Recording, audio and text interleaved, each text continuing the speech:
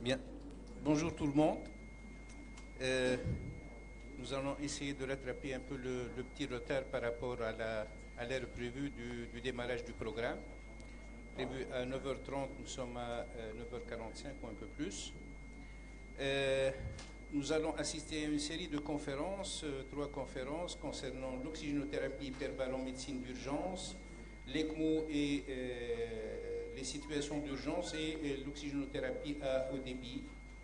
Je demande aux orateurs, aux chers orateurs, de se conformer à la durée prévue pour leur communication et nous essayerons de laisser le plus de temps pour les éventuelles interventions ou commentaires ou observations ou questions éventuellement pour ces conférences.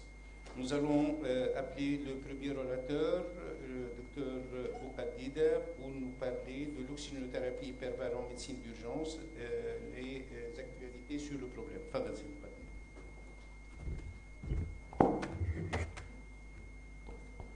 Donc, merci, Monsieur le Président, merci à la comité d'organisation pour cet honneur de présenter cette conférence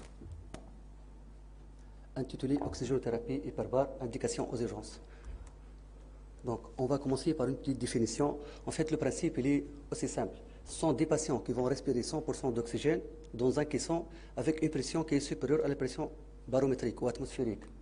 Donc, les effets thérapeutiques de l'oxygène hyperbare vont résulter de l'augmentation de la pression barométrique et de l'augmentation de la pression partielle en oxygène. Donc, ce sont les deux principes qu'on va détailler par la suite. Ça, c'est un exemple de caisson sur le centre de Marseille, où j'ai fait un stage de 1 mois. Tu vois 3 caissons, les deux. Attends. Celui-là.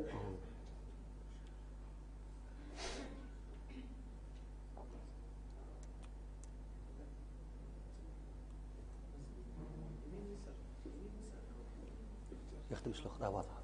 ممكن نطول لا حرس الضوء. الضوء.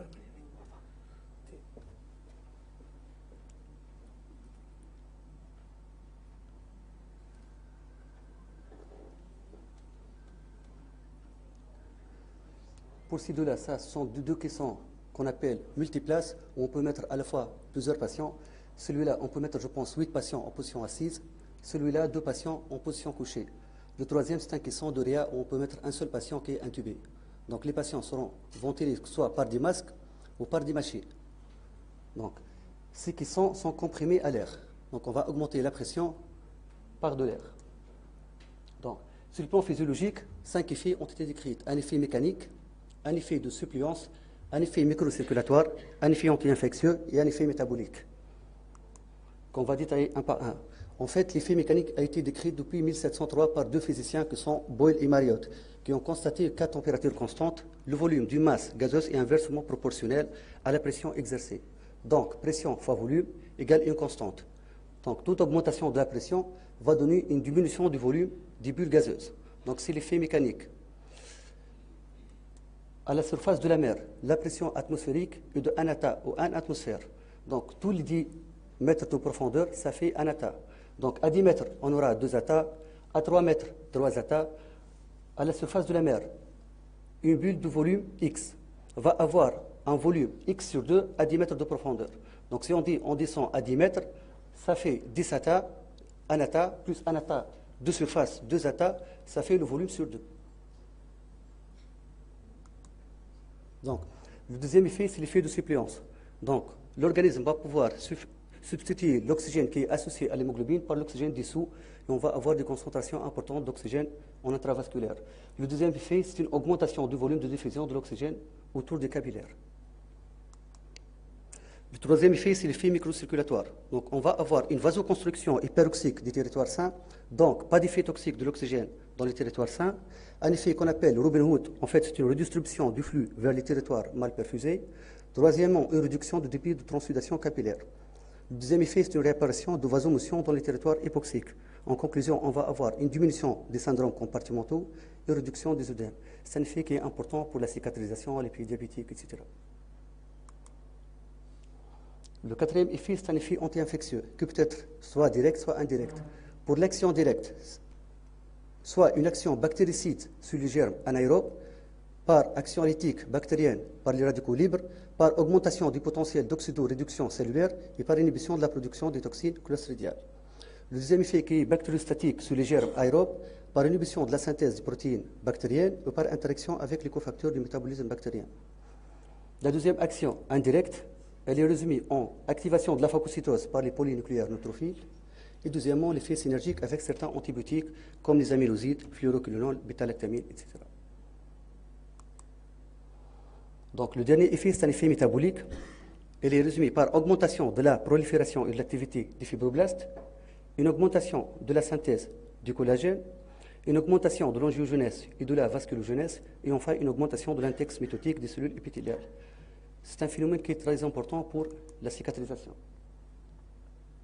Donc, actuellement, on a vu les principes physiologiques de l'oxygène hyperbare. On va parler de quelques indications aux urgences. On ne peut pas citer toutes les indications, on va voir les plus importantes. Je pense que la plus importante chez nous, c'est l'intoxication CIO, vu le nombre de cas qu'on voit surtout pendant l'hiver. On sait bien que la toxicité du CIO, elle est secondaire. Les signes cliniques de l'intoxication au CIO, elle est secondaire à l'hypoxie et surtout à la toxicité directe du CIO sur la cellule. Donc l'objectif de traitement va être d'oxygéner l'organisme et d'essayer de se débarrasser du CIO. Donc on a différents moyens pour cela. Soit ce qui est conventionnel, ce qu'on connaît, c'est une oxygénation normobare. Et dans ces cas, ce sont des patients qui vont respirer 100% d'oxygène par des masques à haute concentration.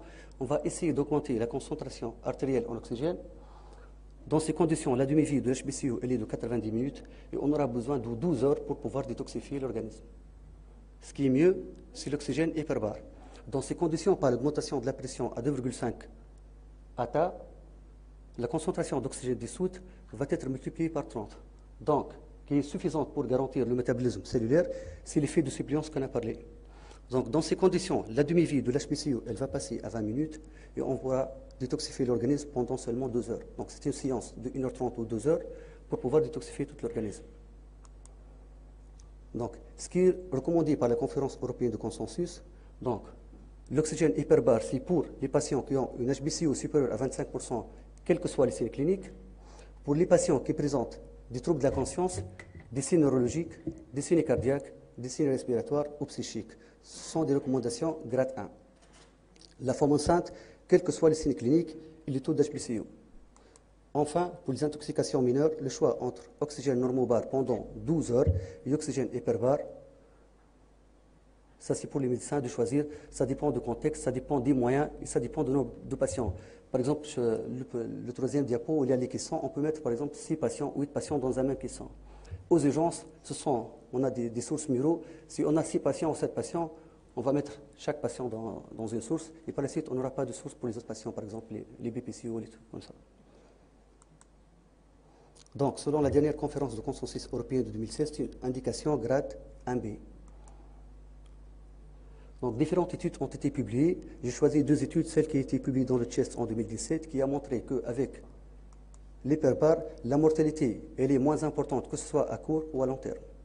Le deuxième effet de l'oxygène hyperbare, c'est pour le syndrome post-intervallaire. Une deuxième étude qui a été publiée en janvier 2016, qui a montré que les troubles de mémoire sont moins importants avec l'oxygène hyperbare. En fait, c'est l'effet d'une régénérescence cellulaire des cellules cérébrales par augmentation du BDNF. Donc, on est mieux avec l'oxygène hyperbare, que ce soit en aigu ou en chronique. Là, c'est l'exemple de table qu'on utilise pour les intoxications CO. En fait, on fait 10 plongées de 15 mètres, un plateau qui fait 1 heure, puis une montée de 15 mètres. Pour le plateau, si vous voyez au centre, il y a 5 en vert. Ce sont des postes à l'air pour pouvoir éliminer les effets indésirables de l'oxygène. En fait, des patients qui peuvent faire des crises convulsives hyperoxiques. Moi, j'ai assisté à une seule pendant ce mois. Je pense à Marseille, il y a 3 ans, ils n'ont pas vu de crise convulsive hyperoxique. Moi, j'ai vu une.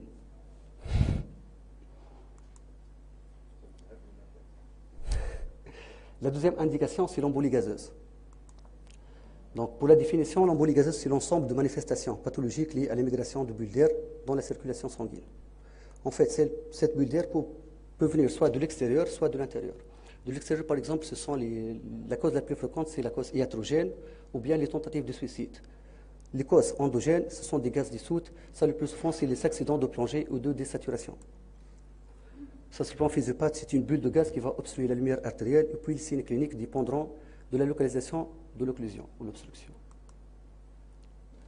Mais est-ce que vraiment ça existe des cas? Le problème, c'est le diagnostic des cas d'embolie gazeuse, parce que la plupart des patients vont décéder si c'est grave, ou bien on ne fait pas le diagnostic. Moi, j'ai mis quelques cas. C'est un patient qui avait 82 ans, qui a été hospitalisé pour exacerbation de BPCO. Il était retrouvé en ACR, voie veineuse périphérique branchée à l'oxygène mural. Donc, c'est une tentative de suicide. Et à l'imagerie, on voit de l'air en intracardiaque dans les différents vaisseaux. Le deuxième cas, c'est un patient qui est de 42 ans, qui est atteint de leucémie lymphoïde chronique, qui a fait un arrêt, qui a été réanimé. Il avait de l'hémoptysie, des vaisseaux lésés. Après réanimation, il a récupéré avec des déficits neurologiques. Et le scanner, on voit de l'embolie gazeuse. Un troisième cas, dans la Tunisie médicale, ce sont des cas d'embolie gazeuse secondaire à l'utilisation de l'eau oxygénée au cours d'intervention pour enlever des kystes hydatiques. Donc, les signes cliniques dépendront de la localisation. Ils peuvent être neurologiques, cardiaques, respiratoires ou autres. Le traitement, c'est l'oxygène hyperbare par les différents moyens, diminution de volume du bulle intravasculaire, oxygénation des zones ischémiques et réduction de l'œdème cérébral, par exemple, c'est embolie gazeuse au niveau cérébral. Donc, c'est une bulle gazeuse qui va diffuser, qui va obstruer la lumière, puis avec l'oxygène hyperbare, on diminue le volume, elle va passer en périphérie, elle peut même sortir en extravasculaire. Donc, c'est une recommandation grade 1C. Troisième indication, c'est les accidents de décompression ou les accidents de plongée. Ils sont de différents types. Ils peuvent être biochimiques, donc liés à la toxicité des gaz sous pression. Par exemple, l'oxygène, si on fait des plongées en mer, l'oxygène pur, si une plongée supérieure à 6 mètres, elle est toxique. Il peut donner du narcose. Pour l'oxygène thérapeutique, on peut arriver jusqu'à 30 mètres. Il y a des complications d'ordre barométrique liées à la variation brutale de la pression, c'est lors des remontées rapides. On peut faire des pneumothorax, on peut faire des pneumocéphalies, on peut faire des accidents hémodynamiques à type d'œdème d'immersion. Et enfin, les plus importants, c'est les accidents biophysiques liés à des solutions des gaz dans les différents compartiments de l'organisme. Le mécanisme physiopathe, c'est à peu près celui de l'embolie gazeuse. Donc le traitement va être le même. Donc les accidents de désaturation sont de 2 types. Type 1, ce sont les lésions bénignes. Type cutané, choc, c'est pulmonaire. Osteo-articulo-musculaires sont les plus bénins. Pour les accidents graves, ça va être cérébral, médulaire ou vestibulaire. Et le traitement, c'est l'oxygène hyperbare, c'est une indication grade 1C. Ça, c'est l'exemple de table pour les accidents de désaturation. Ça dure à peu près 165 minutes.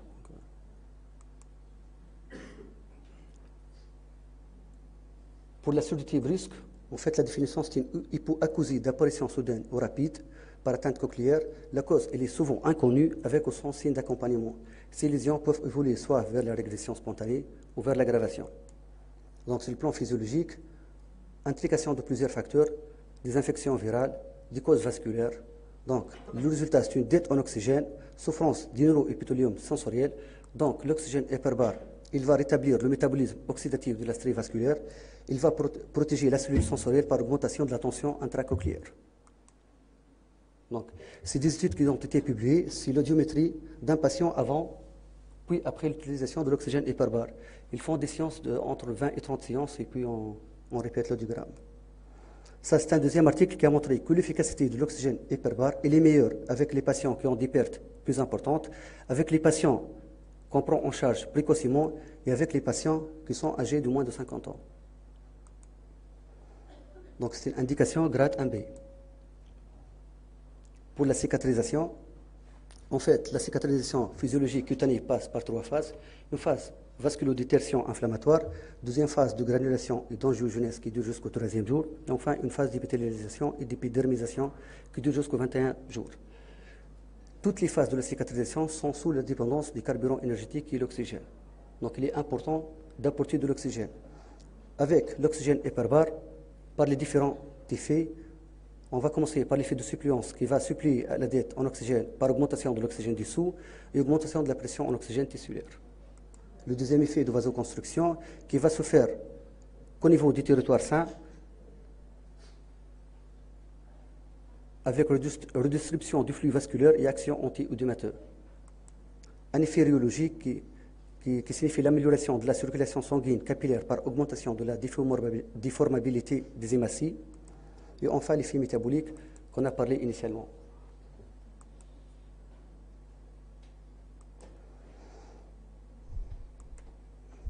Donc, une étude publiée en 2017 dans le Wound Care qui a montré qu'avec l'oxygène hyperbare, on cicatrise mieux, la fonction du membre elle est meilleure, la vitalité elle est meilleure, et enfin l'intégration dans la société elle est meilleure.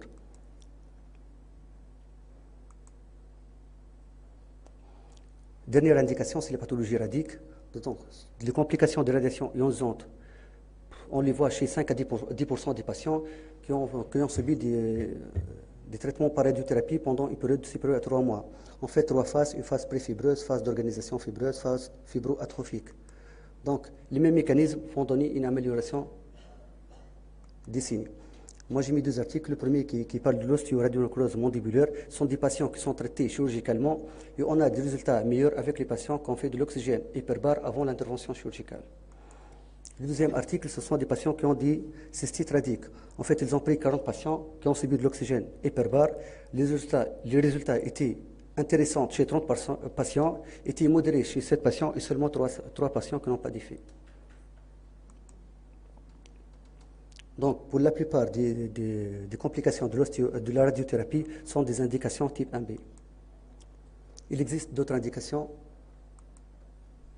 comme les fractures ouvertes avec délabrement, ou bien d'autres indications type 2, comme les lésions du pied diabétique, les nécroses de la tête fémorale, les syndromes d'écrasement, les ulcères ischémiques, les brûlures, les neuroblastomes du stade 4.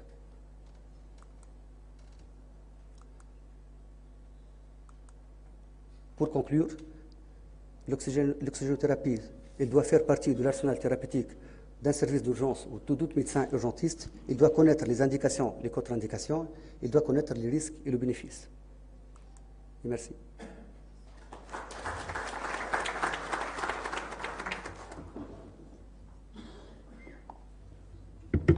Merci bien.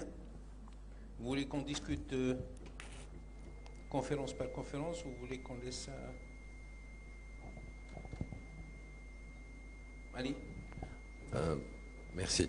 Juste, au fait, pour la cicatrisation, comment vous indiquez l'oxygène hyperbare? C'est-à-dire, c'est quoi le protocole thérapeutique que vous suivez? En fait, pour la cicatrisation, ce sont des patients qui ont des pieds diabétiques ou des plaies qui ne cicatrisent pas. Ce sont des patients qui sont suivis soit en chirurgie, soit en orthopédie. Donc, c'est les chirurgiens qui indiquent la place de l'oxygénothérapie hyperbare. Et avec l'oxygénothérapie hyperbare, on fait les pansements, on fait les trucs par là. Donc, ces patients... Tu peux faire l'oxygénothérapie hyperbare pour tous les patients qui ont des plaies qu'on juge que sont difficiles à cicatriser rapidement. Donc, c'est un arsenal qui peut aider à la cicatrisation de toute plaie. D'accord, c'est-à-dire vous allez l'hospitaliser dans le... Non, non, non. Non. Ce sont des Il va séances. faire des séances. Ce sont des patients qui sont soit hospitalisés en chirurgie, en orthopédie, soit que ce sont des patients qui sont à domicile, qui font seulement les pansements à l'hôpital. Donc ce sont des séances, ils font 5 séances par semaine, pendant une durée de 3 mois, 4 mois, ça dépend de la plaie, ça dépend de l'indication.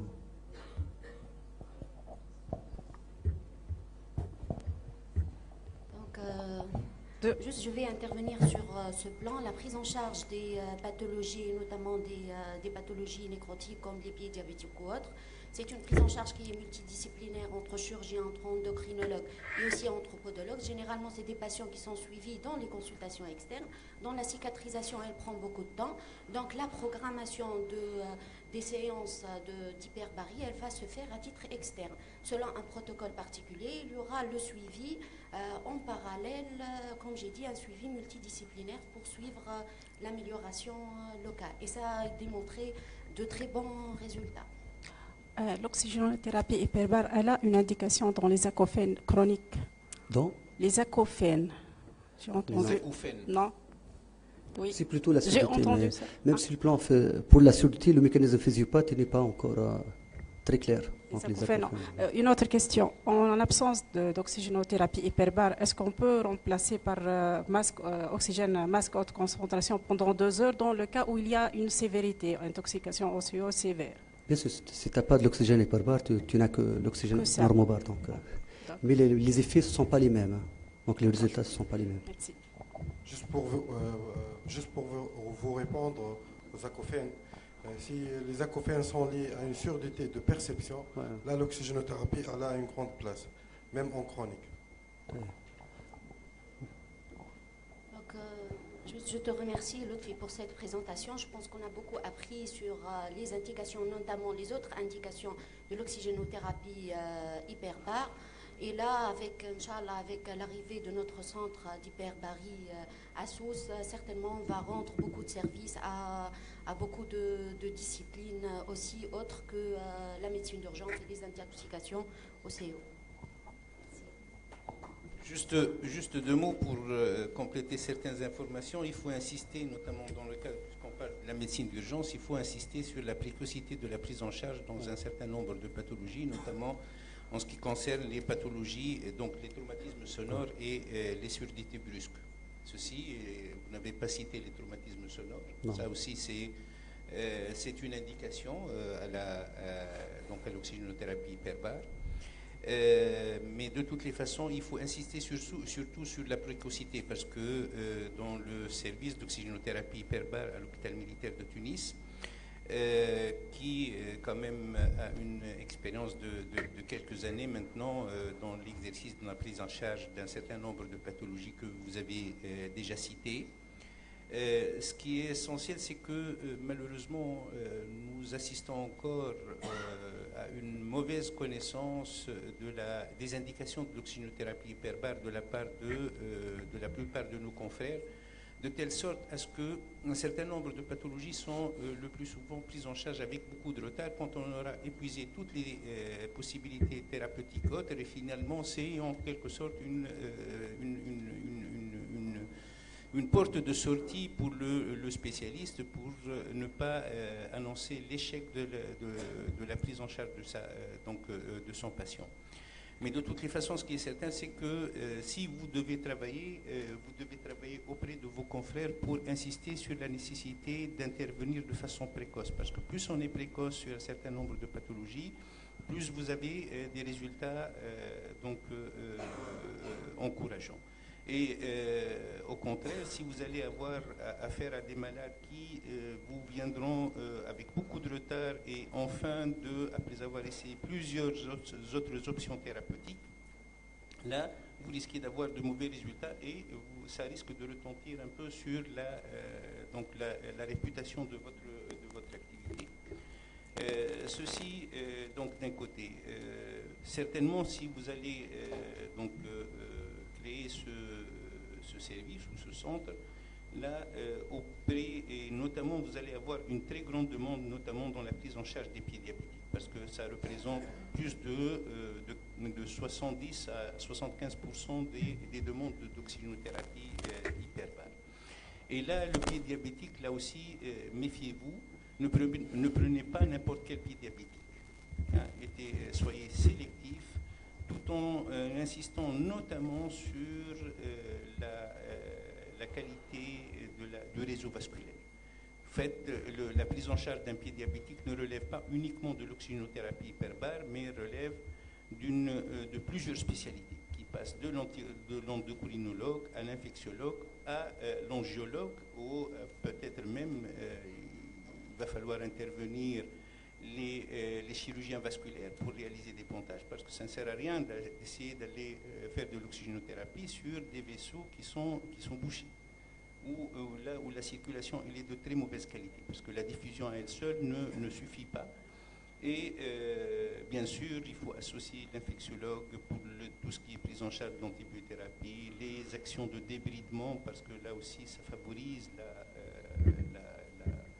donc la cicatrisation. Et surtout, travailler sur un aspect qui, j'ai constaté malheureusement très mal développé chez nous en Tunisie, c'est la prise en charge des pansements. Oui. On fait très mal les pansements. On ne connaît pas les pansements, on ne sait pas faire des pansements en Tunisie, malheureusement, c'est un constat. Et c'est un métier qui s'apprend. Là où il y a des spécialités, il y a même des DU qui sont organisés, qui sont faits pour tout ce qui est pansement et cicatrisation.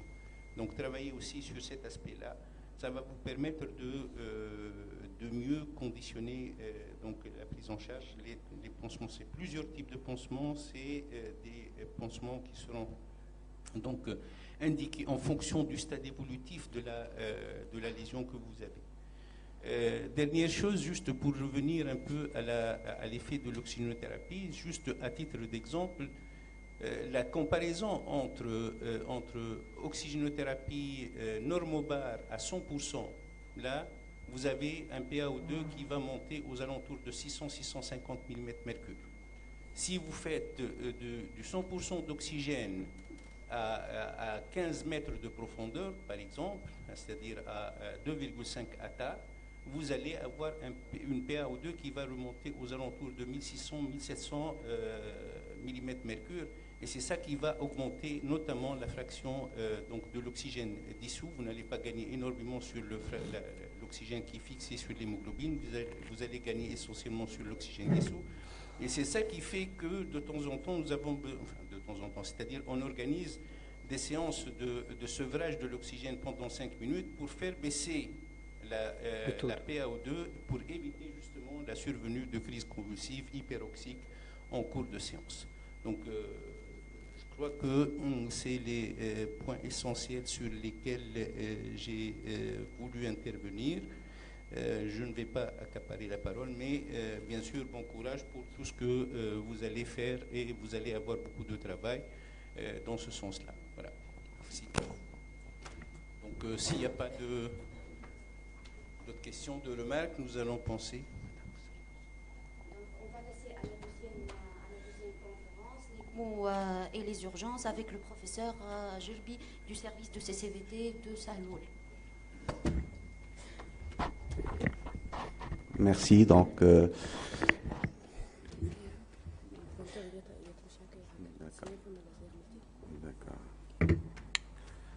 merci, donc, chers collègues. Permettez-moi tout d'abord de remercier tous les membres du bureau de la Société tunisienne de médecine d'urgence, particulièrement donc mes amis Dr Riyad Boukef et Dr Mahdi Metham, de m'avoir offert cette occasion donc, pour d'être parmi vous et pour présenter un sujet qui reste d'actualité, c'est l'ECMO. Donc, ce qu'on appelle ECMO, circulation extracorporelle, c'est une technique de suppléance des fonctions respiratoires et ou cardiaques.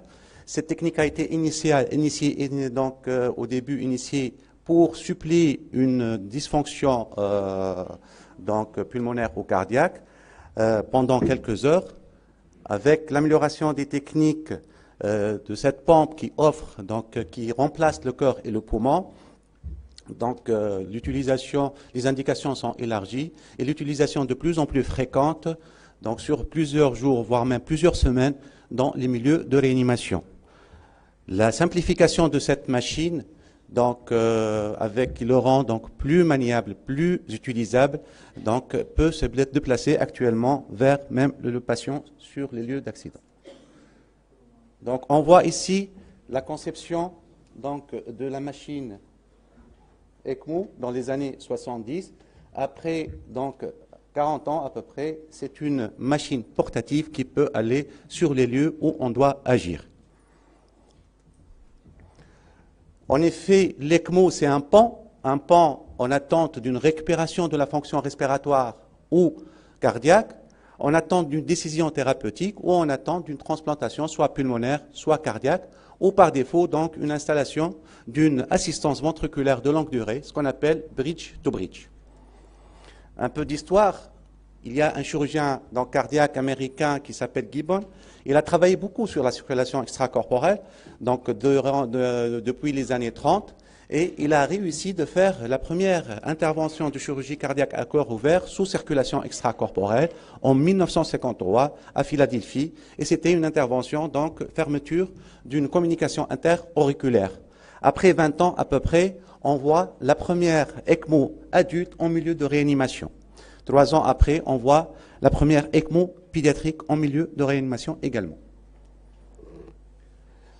Donc, durant les années 80, les études ont montré un succès concernant l'ECMO dans les détresses respiratoires chez les enfants. Par contre, l'ECMO chez l'adulte, les études n'ont pas montré une différence significative entre ECMO versus traitement conventionnel et, en termes de survie au bout de 1 mois.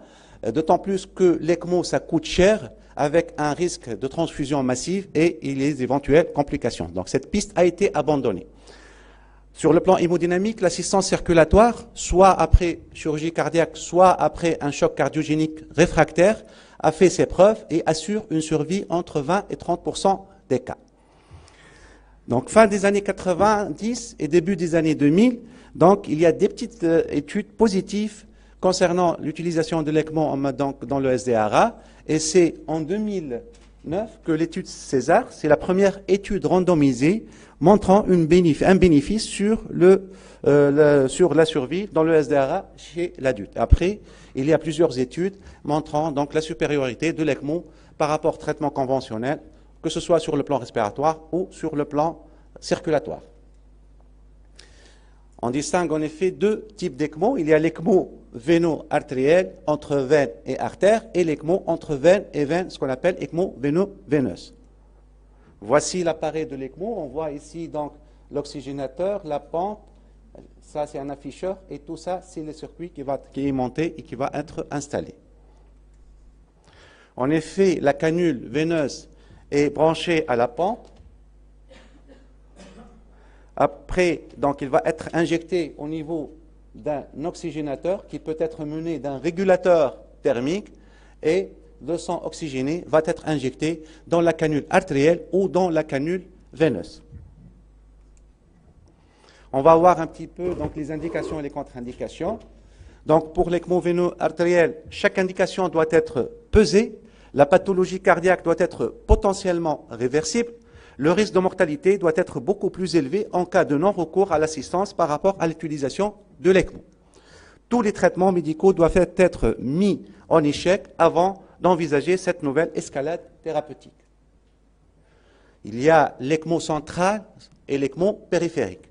L'ECMO central, c'est généralement en échec, après échec d'installation d'une ECMO périphérique ou en cas de chirurgie cardiaque, une sternotomie avec mise en place d'une canule au niveau de l'aorte et une canule au niveau de l'oreillette droite.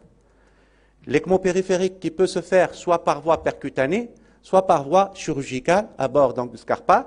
On met une canule au niveau de la veine et une canule au niveau de l'artère fémorale ou l'artère axillaire ou l'artère carotide, surtout dans les cas pédiatriques.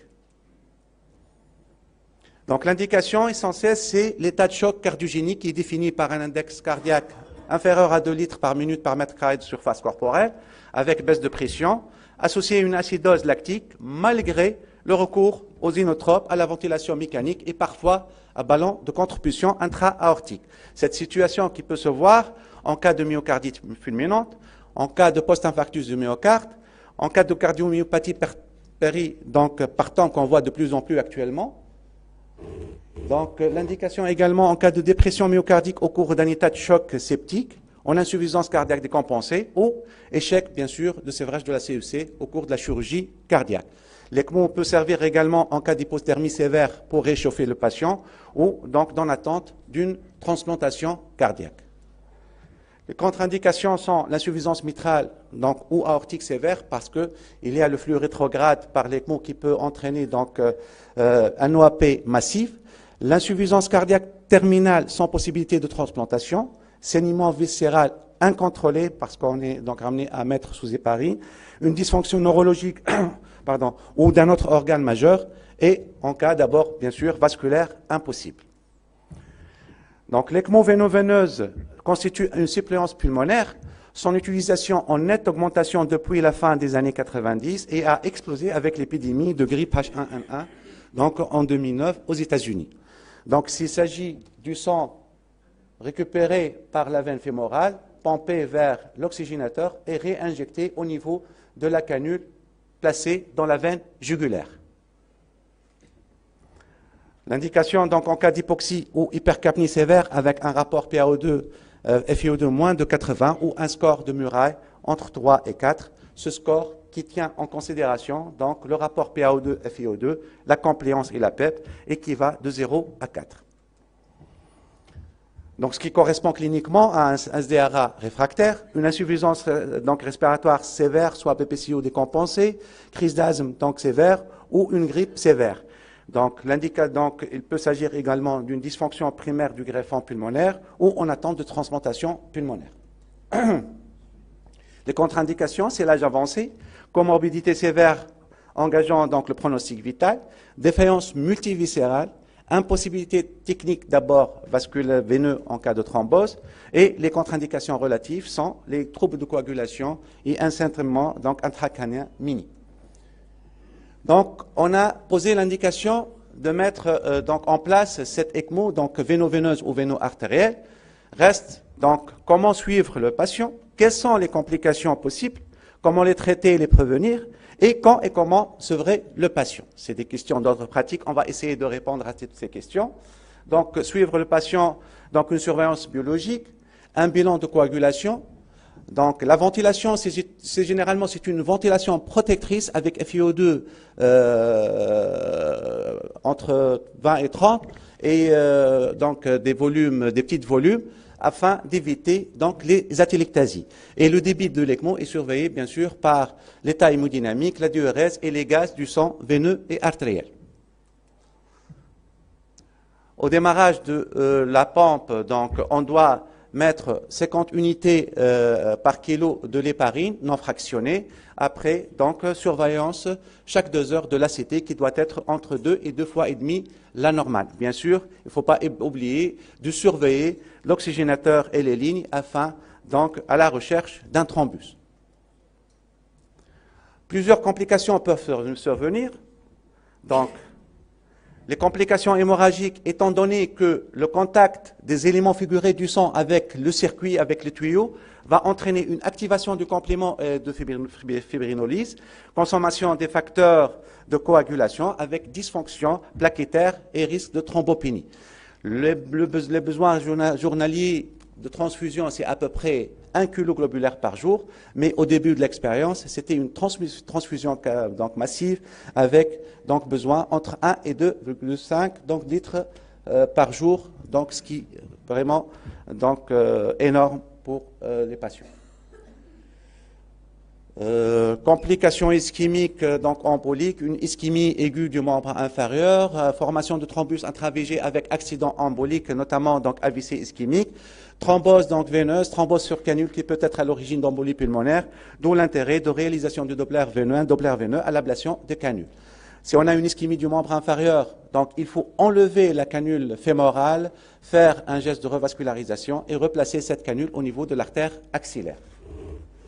Autre complication neurologique, infectieuse, œdème aigu de poumon. On peut noter également troubles du rythme, donc hémolyse et hypothermie. Les complications donc peuvent intéresser la machine, les différentes composantes de la machine. Ça varie entre 5 et 20% selon les centres. Elle peut donc intéresser la pompe, les tubulures et l'oxygénateur. on passe aux complications spécifiques, c'est la recirculation. En effet, on a dans l'ECMO veineuse, on a donc une canule placée dans la veine jugulaire et qui va jusqu'à l'oreillette droite, et une canule de la veine cave, de la veine fémorale inférieure qui va à l'abouchement de la veine cave dans l'oreillette droite. Et le sang oxygéné de la veine donc jugulaire, il va être aspiré directement par cette veine, l'autre canule veineuse, et il n'y a plus de sang qui passe dans le ventricule droit. Et on a donc un débit correct, mais une hypoxie réfractaire. Donc il faut repérer ces canules donc, par radio ou écho, et il faut vraiment maintenir une distance de 10 cm entre les deux canules afin de permettre l'injection du sang oxygéné dans le ventricule droit. Deuxième complication, c'est le syndrome de Harlequin. Il est caractérisé par donc, une hypoxie de la moitié supérieure du corps et la moitié donc, inférieure qui est bien oxygénée. Pour avoir cette complication, 3 conditions sont réunies. On a une ECMO donc véno-artérielle, une fraction d'éjection donc partiellement conservée avec une défaillance respiratoire. Donc les cavités gauches reçoivent du sang non oxygéné et éjecté par donc sa fonction contractile résiduelle, le VG, et donc va donc injecter dans les troncs supra-aortiques. Donc, on va avoir les membres supérieurs et les cerveaux, donc et le cerveau hypoxique. Par contre, la moitié inférieure est injectée par la canule artérielle. Donc, le traitement est simple. Il faut enlever la canule artérielle et la remettre au niveau de l'artère axillaire.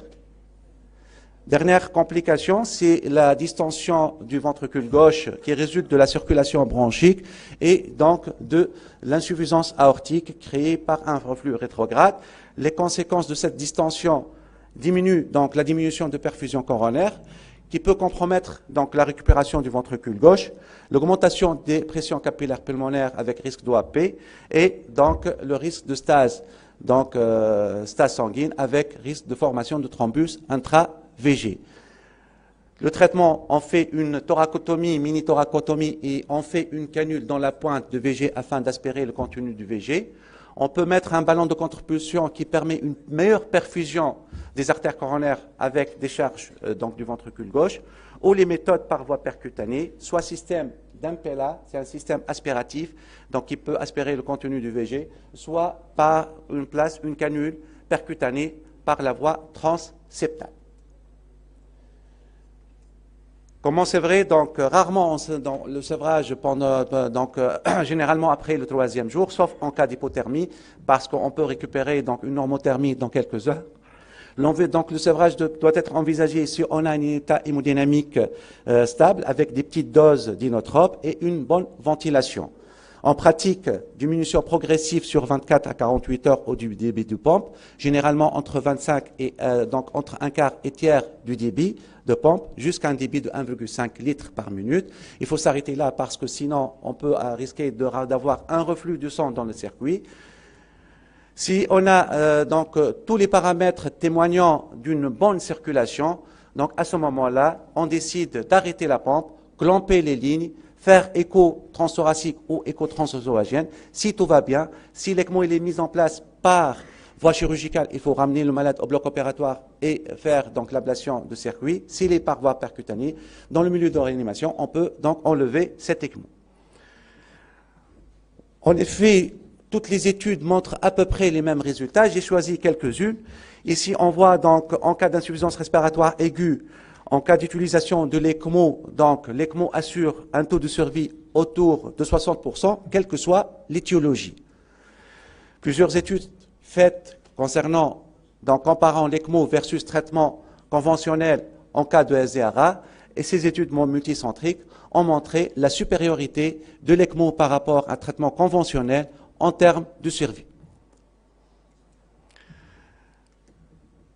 Donc cette étude qui montre en cas d'arrêt cardiaque, l'ECMO assure une survie de 25%, en cas de choc cardiogénique, une survie de 42%, et en cas de myocardite, donc une survie de 70% en cas d'utilisation de l'ECMO.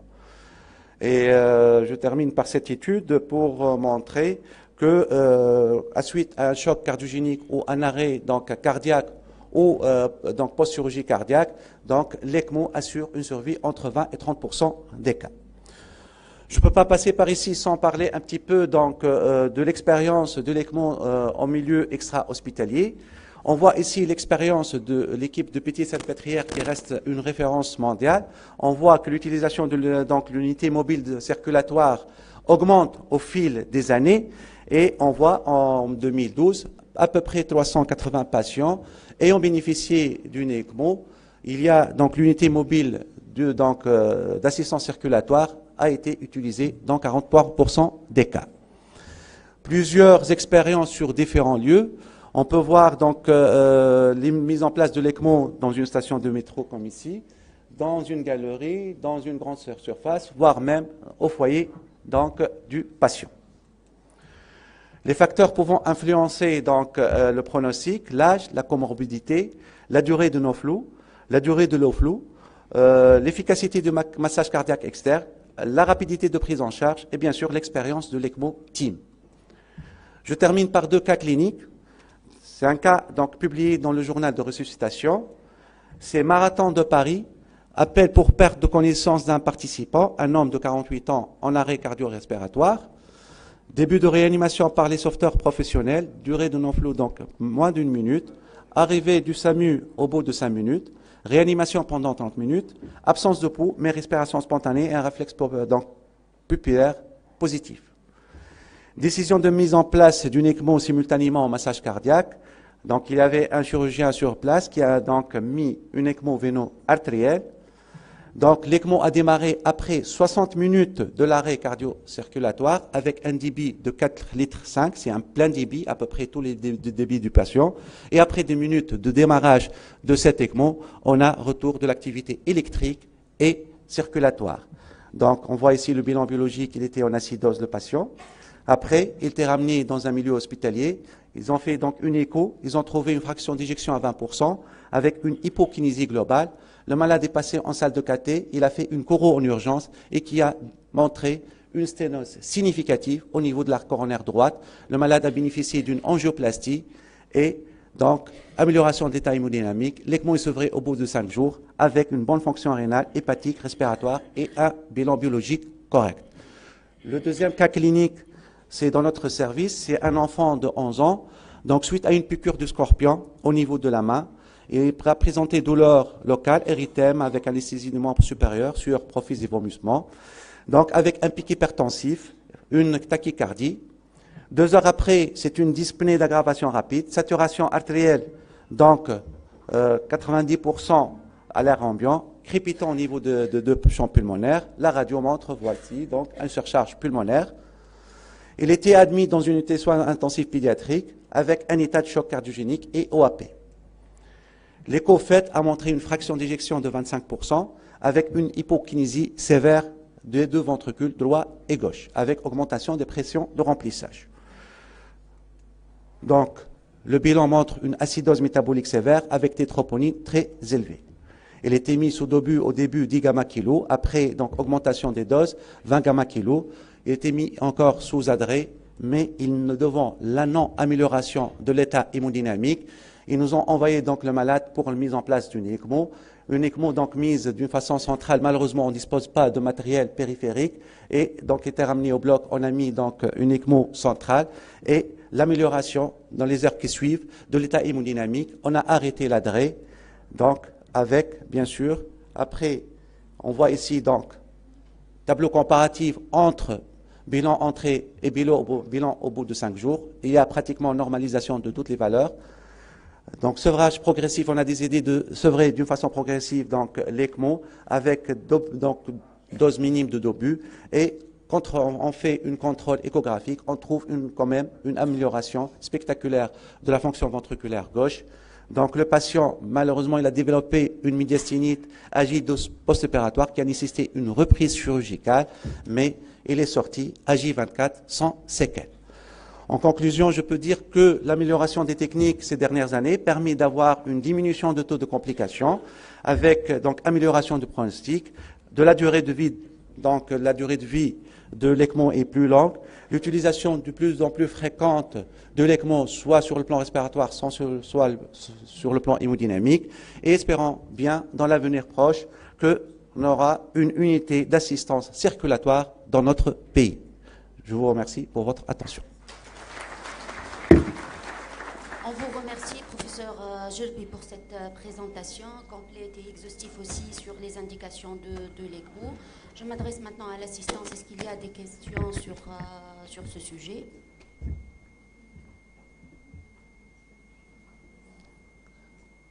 Tout est clair?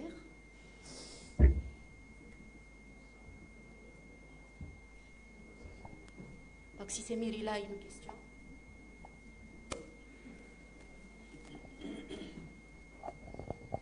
Merci pour cette présentation. Je n'ai pas assisté à son intégralité, mais je suis curieux de voir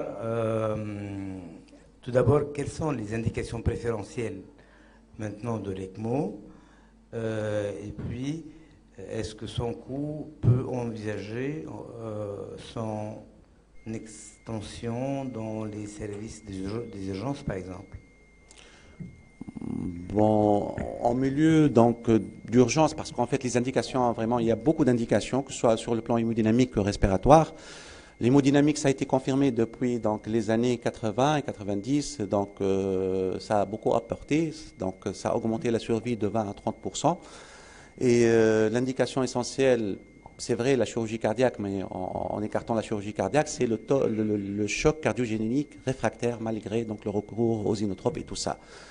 Pour généraliser ça, ça reste quand même un peu difficile. Il faut vraiment, moyennant, bien évidemment, le matériel, parce qu'il faut avoir cette unité mobile, et avec, bien sûr, l'exercice, avec l'apprentissage et la mise en place, parce qu'avoir un chirurgien donc, dans tous les urgences en Tunisie, c'est quasiment impossible. Mais je pense, par voie percutanée, c'est possible. Et l'apport, je pense, de cette unité mobile est considérable et elle peut sauver des vies, notamment donc, en cas de choc cardiogénique, surtout chez les jeunes. Pour l'utilisation respiratoire, je pense que c'est en milieu de réanimation, essentiellement le SDRA, ou en cas d'insuffisance respiratoire aiguë, soit donc, suite à un asthme aigu grave ou des compensations de BPCO. Et actuellement, ils nous envoient des malades qui suite à une grippe, on voit de plus en plus, donc les myocardites, c'est ce que je recommande. Il ne faut pas traîner parce que chaque fois qu'on prend les malades tôt, les chances sont plus. Donc, chaque fois qu'on a une myocardite ou un péricardium et tout ça, ils nous sollicitent et on essaie de faire les choses, mais on reste toujours un service de chirurgie cardiaque où on ne peut pas admettre, donc on ne peut pas donc, prendre tous les malades. Donc, on essaie de prendre ce qu'on peut prendre et on essaie de rendre service. Donc, mais ça reste difficile donc, pour généraliser ça. Donc je pense qu'avec l'unité mobile, ça sera possible.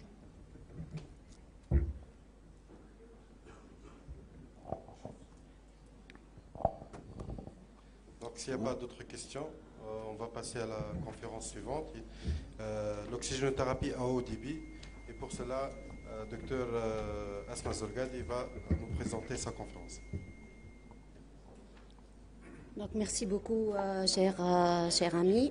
Donc, bonjour à tous. On va voir ensemble l'oxygénothérapie à haut débit ou l'OptiFlow. C'est une technique ou bien un dispositif d'oxygénation qui est très en vogue actuellement.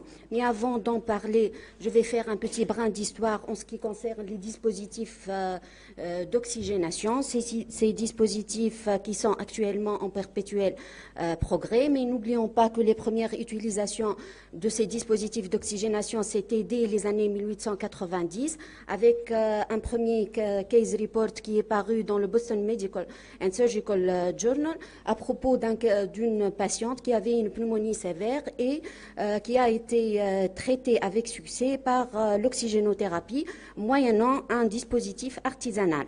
Donc depuis, les choses ont beaucoup évolué. On voit de plus en plus de dispositifs d'oxygénation standards, puis les dispositifs de ventilation invasive, que ce soit l'intubation ou la trachéotomie. Entre les deux, il y a une station qui est très intéressante dans l'histoire des dispositifs d'oxygénation, c'est l'utilisation de la ventilation non invasive. Cette ventilation non invasive a révolutionné la prise en charge de certaines pathologies, notamment les pathologies, les BBCO ou l'OAP, en diminuant le recours à l'intubation. Donc, quand on parle de dispositifs d'oxygénation standard, on les connaît tous, sans de masque sans réservoir, masque avec réservoir, masque avec un débit variable.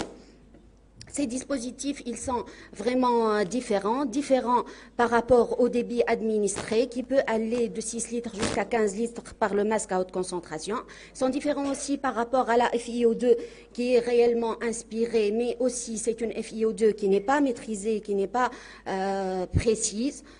Ils sont différents aussi par le confort et l'adaptation par rapport à la parole et l'alimentation qui est plutôt en faveur des sondes nasales et des lunettes nasales. Donc ces dispositifs d'oxygénation standard, oui, ils sont efficaces, oui, ils sont disponibles dans nos urgences, mais c'est des moyens qui ont des limites, notamment par rapport à la fraction inspirée en oxygène qui n'est pas maîtrisée non plus, aussi par rapport à l'absence de conditionnement de l'oxygène délivré aux patients, un défaut aussi d'humidification même avec la présence du barboteur et aussi par rapport à leur tolérance. Donc l'idée dans l'évolution des dispositifs d'oxygénation, c'était de concilier en un seul système l'avantage des lunettes et des masques à haute concentration en supprimant les effets et les inconvénients respectifs tout en ayant une meilleure efficacité d'oxygénation, d'où l'idée de l'Optifio ou de l'oxygénothérapie à haut débit. Comme on voit ici, elle est située supérieure aux moyens d'oxygénothérapie standard, mais avant la ventilation invasive ou non invasive. Donc, c'est certainement une nouvelle méthode de support ventilatoire. Elle est nouvelle parce qu'elle a été adoptée que depuis l'an 2000, essentiellement en pathologie pédiatrique. Depuis quelques années, on commence de plus en plus à l'utiliser, notamment dans les unités de réanimation, pour la pathologie respiratoire adulte. Comme vous voyez là sur cette courbe que depuis 2002, il y a eu un gain de place pour cette modalité d'oxygénation et ceci par rapport aux autres outils d'oxygénation, que ce soit la CPAP, la ventilation non invasive ou alors le masque Venturi. Donc, c'est quoi l'oxygénothérapie ou alors c'est quoi le principe de cette oxygénothérapie à haut débit? Comme on voit ici, c'est un dispositif qui est moins sophistiqué certainement que la ventilation invasive. Il y a une source d'air, une source d'oxygène, un mélangeur air-oxygène. On va avoir un débitmètre aussi pour assurer des débits qui sont élevés allant jusqu'à 60 litres par minute. On va contrôler l'humidité et la chaleur grâce à l'existence d'une base chauffante comme pour la respiration invasive. L'air et l'oxygène, ils seront ainsi mélangés, réchauffés, humidifiés, puis délivrés aux patients par un circuit chauffant monobranche inspiratoire par une sonde ou des canules nasales à large diamètre. L'expiration du patient va se faire d'une façon libre. C'est une image réelle ou une photo réelle d'un dispositif avec les différents composants. La place qu'a eu ce dispositif d'oxygénation, il provient essentiellement de ses effets physiologiques, puisque c'est un dispositif qui délivre un très haut débit d'oxygène, et donc le débit inspiratoire de pointe, il sera atteint rapidement. On aura une FiO2 qui est maîtrisée, on peut atteindre jusqu'à 100% de FiO2. On va réduire l'espace mort, on va avoir une réduction des résistances pharyngées et on aura une petite pression expiratoire positive. Un autre effet très intéressant pour l'oxygénothérapie à haut débit, c'est le fait d'humidifier et de réchauffer les gaz inspirés. Je commence tout d'abord, je vais juste détailler les principaux effets physiologiques qui ont un impact sur les applications cliniques qu'on va voir ultérieurement.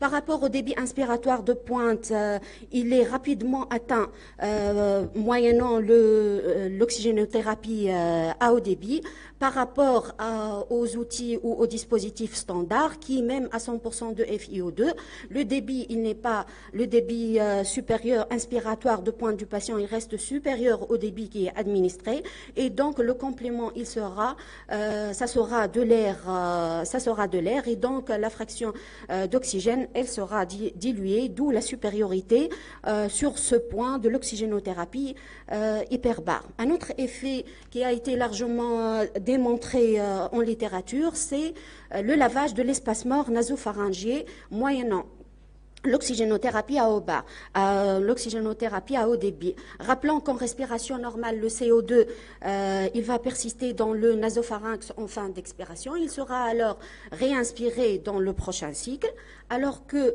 pour l'oxygénothérapie à haut débit, il y aura un wash-out qui est rapide du CO2 du nasopharynx. Le nasopharynx sera un réservoir d'oxygène qui est riche en oxygène. Donc, on aura une amélioration de la ventilation. Cet effet physiologique c'était un effet très intéressant qui était à la base de l'utilisation notamment en pathologie pédiatrique et néonatale parce que comme on sait chez le nouveau-né, l'espace mort il est vraiment très important par rapport à celui de l'adulte, un espace mort qui avoisine les 3 ml/kg par rapport à 0,8 ml/kg chez l'adulte. Cet effet de wash-out ou de lavage de l'espace mort nasopharyngé, ça a été calculé dans la littérature, moyennant une étude, je vous montre ici une étude dynamique qui a montré qu'il y a un temps de purge qui est vraiment très rapide et qui a comparé l'oxygénothérapie à haut débit moyennant des canules nasales à un bout large ou à un bout qui est plus étroit. Je passe aux autres effets physiologiques, la diminution de la résistance inspiratoire puisque l'oxygénothérapie à haut débit va vaincre les résistances qui existent et donc vont réduire le travail respiratoire. Un autre effet physiologique aussi qui est très important, c'est l'effet positif, l'effet de pression positif. C'est un effet CPAP-like. La PEP, elle existe toujours. Certainement, c'est pas une PEP qui est élevée, c'est une PEP qui est modérée, qui est en moyenne de 5 cm d'eau. Elle est variable aussi, elle peut atteindre 6 à 8 cm d'eau si la bouche elle est fermée à haut débit, mais attention, en aucun cas l'Optiflow ne va remplacer l'effet physiologique de la CPAP. Je passe en dernier sur l'effet d'humidification et de réchauffement de gaz inspiré. C'est un effet très intéressant puisqu'il offre le confort aux patients. Il va éviter l'assèchement des mucosités. Il va faciliter les aspirations. Il va prévenir l'augmentation des résistances des voies aériennes aussi. Et ainsi, il va limiter le travail respiratoire. Il va préserver le travail, la clairance mucociliaire et il va limiter le risque infectieux. Et par la suite améliorer les échanges gazeux alvéolaires. Donc on voit clairement que l'intérêt physiologique, théorique, il est là, il est très intéressant, mais est-ce qu'il existe un intérêt clinique à l'utiliser et à l'adopter dans notre pratique quotidienne? En fait, c'est un sujet qui est d'actualité. J'ai essayé de faire une recherche bibliographique assez exhaustive sur PubMed, sur Cochrane Database et les autres. La bibliographie, elle est vraiment très récente. Il y a beaucoup de nouvelles méta-analyses et revues systématiques. Le haut niveau d'évidence, il n'existe que pour la pathologie néonatale et je vous annonce dès maintenant que c'est un sujet qui est conflictuel. Conflictuel parce qu'il y a beaucoup de pour, beaucoup de contre l'utilisation de l'oxygénothérapie à haut débit et beaucoup de questions restent non résolues. Donc, ce qui a été rapporté dans la littérature, c'est les indications dans les IRA hypoxémiques, en post-extubation, en PER procédural aussi, en pré-oxygénation, pré-intubation et quelques publications pour son utilisation aux urgences.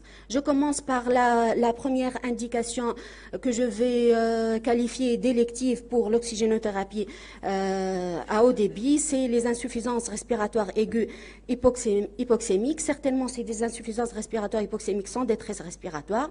L'urgentiste ou le clinicien sera dans l'embarras puisqu'il ne va disposer que deux outils, soit le masque à haute concentration et à l'autre bout, c'est la ventilation invasive.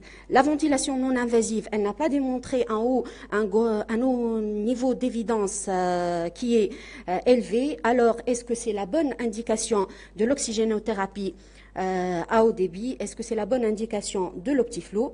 La réponse, elle est venue rapidement avec une étude phare, c'est l'étude Florali qui est parue dans le New England Journal of Medicine sur l'utilisation de l'oxygénothérapie à haut débit pour les insuffisances respiratoires aiguës hypoxémiques. Je rappelle rapidement le design, c'est 300 patients, un groupe oxygénothérapie à haut débit, un groupe oxygénothérapie standard et un troisième groupe d'oxygénothérapie non invasive, de ventilation non invasive.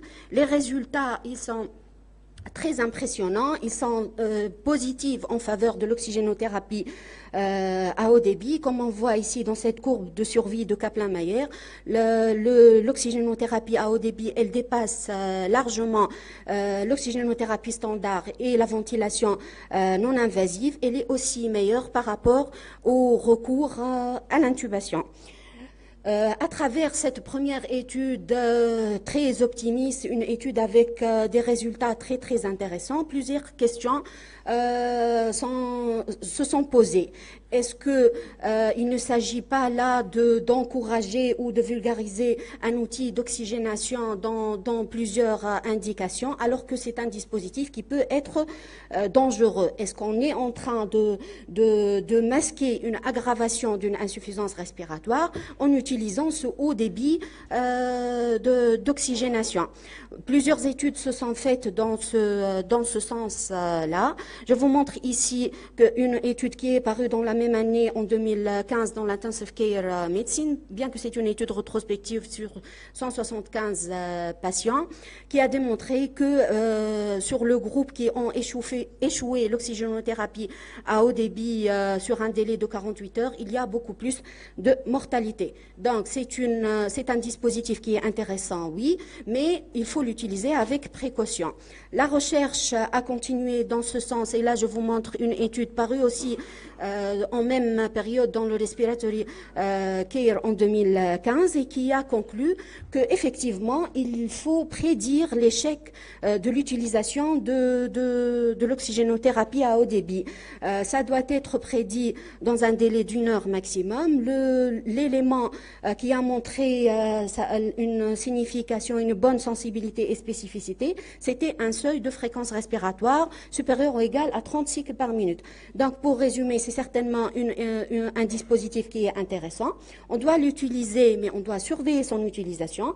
Au bout d'1 heure, si l'on remarque que la fréquence respiratoire, elle reste élevée, eh ben, peut-être qu'on n'est pas sur la bonne voie, que plutôt c'est des patients qui nécessitent plutôt une ventilation invasive. Comme j'ai annoncé au début, la question est conflictuelle et le problème, le débat, il est loin d'être résolu.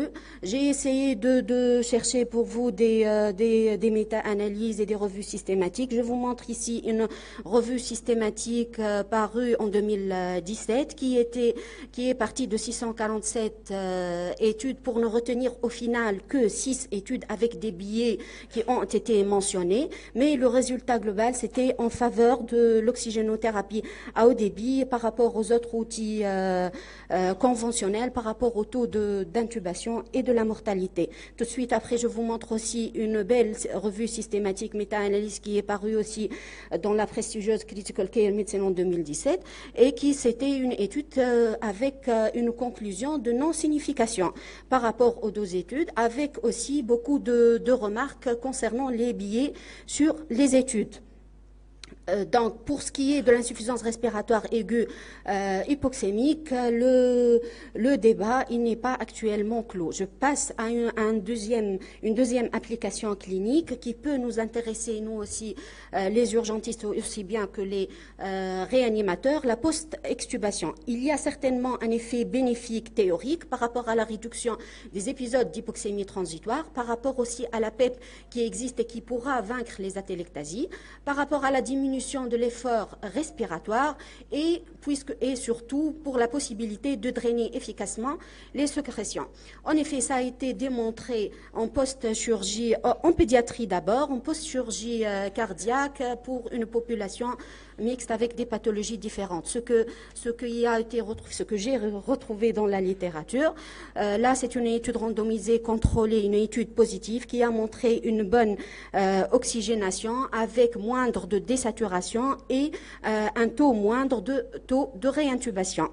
Une étude là qui est plutôt non concluante sur 155 patients qui a comparé l'Optiflow versus l'oxygène standard et en fait c'est une étude qui est arrêtée et qui était non conclusive, parue en 2017 aussi dans l'intensive care. Je passe à une indication intéressante aussi, c'est la préoxygénation. Pré-intubation, puisque les avantages de l'oxygénothérapie à haut débit de délivrer une FiO2 qui peut être maximale, qui est maîtrisée. Le principal avantage aussi, c'est le fait de pouvoir poursuivre l'oxygénation pendant la laryngoscopie quand on fait face à une intubation qui est difficile. Ça a été démontré à travers une étude expérimentale vraiment très intéressante qui a montré qu'il y a un prolongement du temps jusqu'à la désaturation durant l'apnée lors des intubations, notamment difficiles. En perte procédurale aussi, on a besoin d'une oxygénation.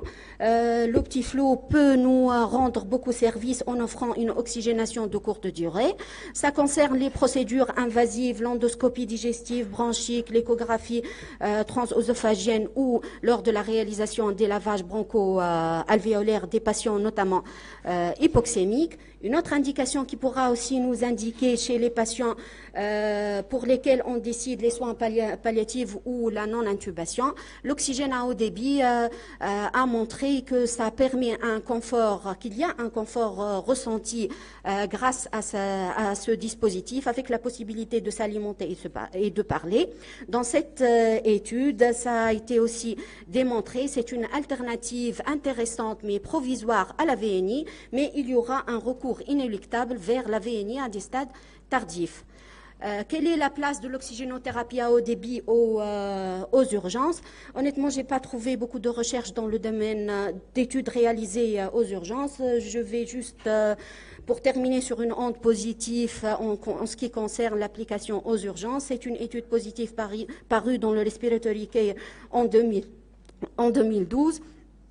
Qui a montré l'intérêt dans l'amélioration de la dyspnée, l'amélioration du confort par l'oxygénothérapie à haut débit, mais ça n'a concerné qu'une population assez restreinte. Au final, le problème, comme j'ai annoncé au début, il reste conflictuel. Beaucoup de pour, beaucoup de contre. Il n'y a pas un haut niveau d'évidence. Je termine sur une revue systématique de la Cochrane Database 2017. Ce que l'on retrouve de façon fréquente, c'est que des résultats ils sont insuffisants, une évidence qui est insuffisante pour toutes les indications d'ailleurs de l'oxygénothérapie à haut débit et qu'il faut plutôt encourager la recherche dans ce sens. En conclusion, l'Optiflow, l'oxygénothérapie à haut débit, c'est une modalité de ventilation qui est vraiment très séduisante de par les effets physiologiques qui sont très intéressants, de par les domaines d'application clinique qui sont assez larges. Malheureusement, jusque-là, en 2018, les résultats ils sont conflictuels. Aux urgences, il y a très peu d'études, alors retenez bien l'oxygénothérapie à haut débit. Il faut encourager la recherche, notamment dans le domaine des urgences, pour atteindre un bon niveau d'évidence. Je vous remercie.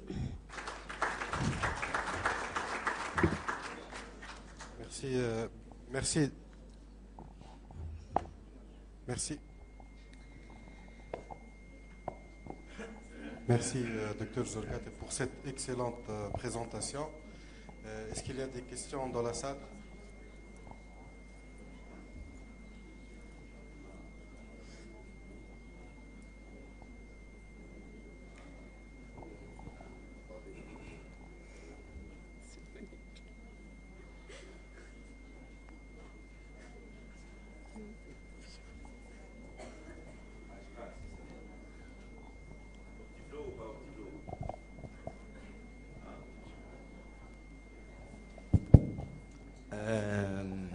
Bon, je vois que maintenant il y a assez de recul finalement. Ça fait plus que 7 ans que l'Optiflow existe. Et après tout ça, on n'a pas encore des évidences en faveur de son application comme un instrument de ventilation. Moi personnellement, je ne suis pas sûr que la direction en faveur de son évaluation supplémentaire va nous donner des résultats différents de ce qu'on a obtenu. De toute façon, ça me rappelle un peu ce qu'on a vu avec la VNI dans les différents domaines d'application comme les insuffisances respiratoires aiguës hypoxémiques, la PIP également. Tout ce que je vois, en tout cas en ce qui concerne les effets physiologiques de l'Optiflow, ça ne diffère pas beaucoup de ce qu'on a avec la VNI, de ce qu'on a avec la CPAP. Donc on va reproduire quelque chose qui a à peu près les mêmes avantages physiopathologiques que les autres. Il n'y a pas de raison de s'attendre à ce qu'on ait quelque chose de différent à long terme. Donc moi personnellement, je suis un peu déçu par cette... le nom c'est bon, Optiflow.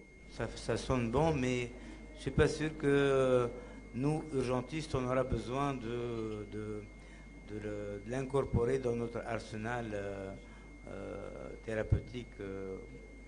Je ne suis même pas sûr qu'il faille l'évaluer davantage.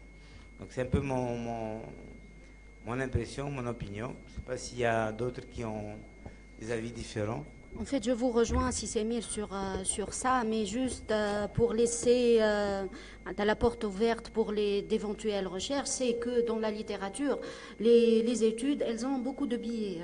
C'est pour ça qu'au final, ça reste non concluant. C'est pas non significatif, mais c'est non concluant. Peut-être que moyennant des études randomisées et bien menées avec moindre biais, on pourra se prononcer sur ça.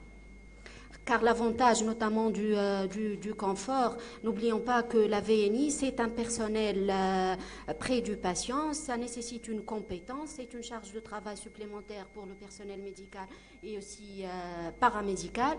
Ça peut offrir une option thérapeutique, je pense. Je pense aussi que pour cette technique, qui est une technique, donc certes qu'elle est une technique utilisée en réanimation, mais cette technique, je pense que cette technique, il faut bien définir ses indications en urgence et bien définir aussi les schémas thérapeutiques et quelle population qui est cible afin de faire des études pour valider cette technique. Je pense qu'il est assez intéressant de définir ces indications et rechercher les bonnes indications aux urgences pour peut-être arriver à avoir des conclusions assez concluantes au service de l'urgence.